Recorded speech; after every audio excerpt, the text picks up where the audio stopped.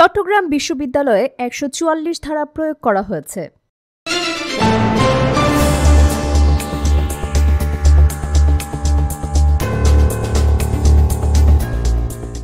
স্বাগতম সিবি নিউজে।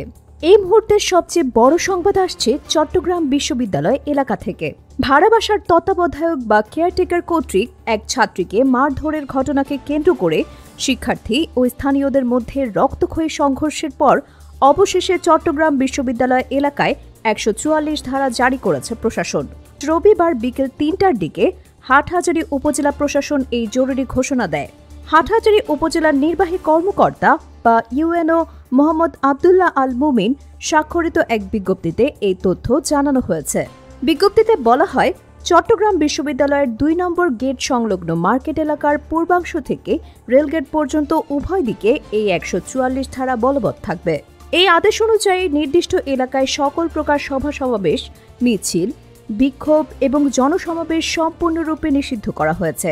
একই সাথে সব ধরনের অস্ত্র বহন নিষিদ্ধ করা হয়েছে এবং ৫ জনের বেশি মানুষ একসঙ্গে চলাচল করতে পারবে না। কিন্তু কেন এই কঠোর সিদ্ধান্ত?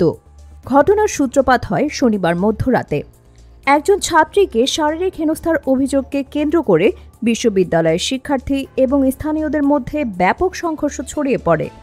শনিবার রাত 12:15 থেকে শুরু হয়ে রবিবার দুপুর পর্যন্ত দফায় দফায় চলে এই সংঘর্ষ ও ধাওয়া পাল্টা ধাওয়া। এই ভয়াবহ সংঘর্ষে বিশ্ববিদ্যালয়ের উপাচার্য অধ্যাপক ডক্টর মোহাম্মদ কামাল উদ্দিন এবং প্রক্টর অধ্যাপক ডক্টর তানভীর মোহাম্মদ হায়দার আরিফ সহ অন্তত ১৮০ জন শিক্ষার্থী আহত হয়েছেন বলে জানা গেছে।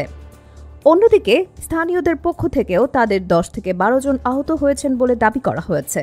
এ বিষয়ে উপজেলা নির্বাহী কর্মকর্তা মোহাম্মদ আবদুল্লাহ আল মুমিন দেশের প্রথম সারির গণমাধ্যম প্রথম আলোকে জানিয়েছেন, এলাকার শান্তি শৃঙ্খলা বজায় রাখার স্বার্থেই এই জরুরি পদক্ষেপ নেওয়া হয়েছে। পরিস্থিতি নিয়ন্ত্রণে রাখতে এলাকায় অতিরিক্ত পুলিশ মোতায়েন করা হয়েছে। এই মুহূর্তে পুরো বিশ্ববিদ্যালয় এলাকায় থমথমে পরিস্থিতি বিরাজ করছে।